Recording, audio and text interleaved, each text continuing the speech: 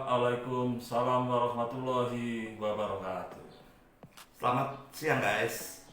Senang sekali rasanya saya dan Cak Gozali berjumpa dengan teman-teman yang kami cintai ya. Seperti biasa kami menyampaikan hal yang kaitannya dengan nasionalisme, bela negara dan Islam dalam bingkai rahmatan lil alamin. Oke guys, akhir-akhir ini kita melihat di Indonesia bahwa budaya lokal itu terus tergerus ya. Kemudian dikecilkan oleh orang-orang yang mengaku Islam ya, dengan mengatakan itu musyrik dan sebagainya. Bahkan dengan cara-cara yang digunakan budaya lokal sendiri pun tanpa mereka tahu artinya, kemudian mereka menghujat ya.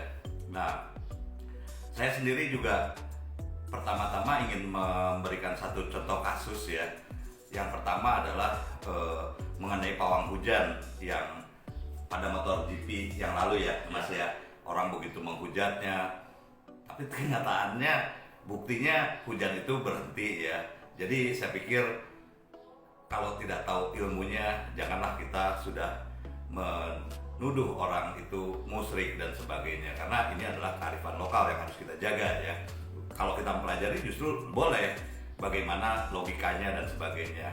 Nah terus yang kedua ada peristiwa ya, saya dan Cak Gozali menyampaikan bela sungkawa yang sebesar-besarnya atas hilangnya anak Pak Ridwan Kamil ya. Ya Mas ya. Kang Eril ya. Kang Eril, anaknya Kang Emil ya. Ya kebetulan mungkin satu alumni dengan Mas Gozali ya. Kang Emilnya ya, dan Erilnya juga sama ya? Kelihatannya begitu Mas. Kalau Emilnya pastilah. Oke. Ya, oke. Kami mengucapkan bela sungkawa, semoga keluarga diberi ketabahan serta ketetapan hati, apapun yang terjadi itu adalah kehendak Allah Subhanahu wa taala ya.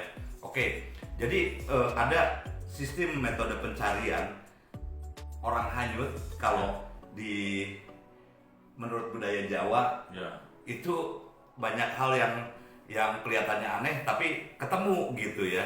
Jadi ada satu cerita nih ya. Ada seorang bocah namanya Sigit ya di Surabaya. Pada saat itu bocah itu umur 13 tahun. Bocah di Surabaya dia tenggelam di Sungai Kalimas. Nah, pada saat hanyut itu tim SAR dalam 20 jam tidak menemukan, hingga datang ibunya melemparkan bantal kesayangan anak tersebut. Nah, setelah diikuti bantal itu kemana pergi, ternyata muncul jenazahnya di sekitar bantal itu. Oke, nah terus kemudian banyak hal yang lain, ada lagi cerita dan ada lagi yang dilemparkan dengan kelapa ya, dengan kelapa, jenazahnya muncul lagi dengan kelapa. Itu terjadi di Bandung ya, yang di Sungai Citarum ya saat itu ya. Ya peristiwanya tahun berapa saya lupa ya. Ini dilemparkan kelapa. Nampak mistis itu belum tentu mistis Mas. Ya, tapi memang dari pengalaman nenek moyang kita aja dulu. Iya. Kembali soal bantal tadi ya. Dilemparkan bantal, terus lalu bantal diikutin, lalu tiba-tiba muncul. Iya. Sebenarnya bukan karena bantal Mas. Iya. Jadi bantal ini kan mengapung ya, sama dengan mayat. Mayat ini kan sebenarnya kan terapung. Nah nanti bantal ini akan berjalan ngikutin kan, dianya naruhnya kan di mana titik tadi dia titik di mana dia tadi jatuh anaknya ya. Jatuhnya di sini ya, bantalnya taruhnya di posisi dia jatuh tadi Mas. Oke. Ya. Kalau jatuhnya di tengah, ya taruh bantalnya taruh tengah sungai. Karena arus sungai ini kan sebenarnya konstan ya. Ya, konstan dia.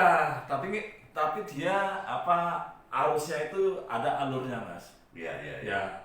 Jadi arus di pinggir sama arus tengah sama sana berbeda. Berbeda. Nah, jadi bantal ini kemudian terus diikuti. Nah, pada titik tertentu bantal ini berhenti. Iya. Nah, bantal ini berhenti. Nah, sebenarnya mayat ini juga berhenti di situ, ya kan? Cuma namanya mayat ini kadang-kadang kan timbul, tenggelam. Nah, begitu bentar berhenti dilihat gitu, baru ketahuan. Iya. Ya. Nah, sehingga banyak juga kalau di Jawa Timur itu ya tidak perlu pakai bantal, pakai kelapa bisa, Mas. Ya, di mana titik ini ada kelapa, ya, dilempar, lalu kelapanya ini diikutin di mana. Ya, karena sungai ini kan di pinggir tadi berarti di pinggir apa di tengah ini karena nggak sama harusnya, Mas. Oh, iya. Karena di pinggir ini ada yang ada pusaran air. Ya, kalau kelapanya pas jalurnya pusaran air, ya kemungkinan juga berhenti ya di situ. Jadi logikanya hampir sama dengan yang fisika ya. Iya, Sama cuma lah ya. mereka nenek moyang kita ini ya tidak memahami ilmu fisika, tapi pengalaman mengajarkan seperti itu. Oke. Ini contoh lagi, Mas. Contoh lagi ya. Jadi orang-orang di Kalimantan itu, Mas, ya. Kalau misalnya kan kita percaya ada gangguan-gangguan alam gaib. Ya. Kalau ada orang Kalimantan ke sana, mau sarannya kalau nggak mau diganggu alam gaib, ya itu sepatunya dilepas saja, nggak pakai alas kaki.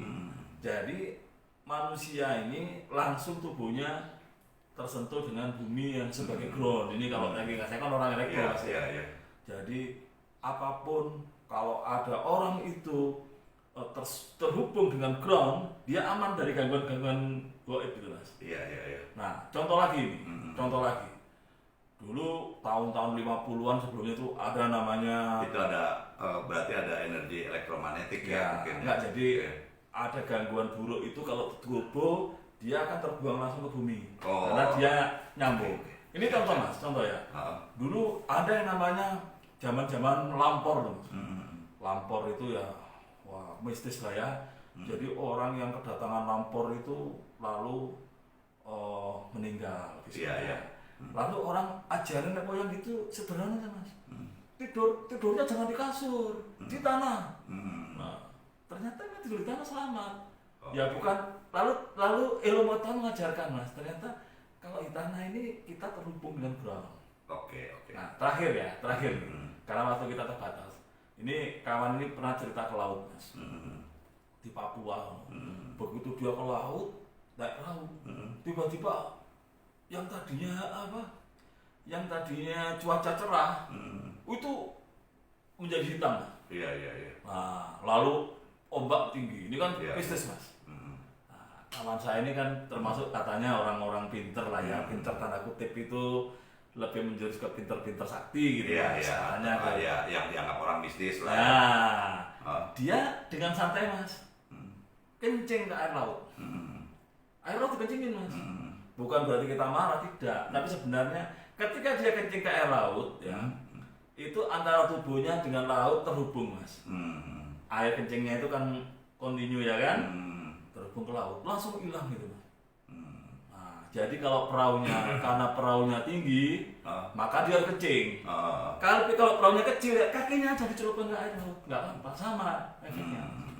Nah, jadi seringkali ya budaya-budaya dan kearifan lokal ini malah lebih bisa menolong, Mas, daripada yang di Swiss itu kan dia pakai drone, pakai penyelam. Nah, kita sering lupa ya bahwa bangsa kita ini yang sudah ribuan tahun mungkin sini ya punya cara-cara tersendiri, Mas. Oke guys, jadi itulah sebetulnya bangsa Indonesia ini memiliki peradaban yang tinggi, mempunyai nilai budaya yang tinggi. Jadi jangan dimusrik-musrikan lah bahwa sebetulnya kita punya cara yang harusnya kita berpikir, mempelajari, bukan akhirnya menuduh orang yang tidak ya. Ya tadi itu pelajari, Mas. Kenapa kok orang itu kalau harus pakai telanjang kaki supaya nggak kena gangguan mistis? Karena memang ground itu. Iya. Oke guys, mudah-mudahan bermanfaat. Assalamualaikum warahmatullahi wabarakatuh. Waalaikumsalam warahmatullahi wabarakatuh. Salam bela negara.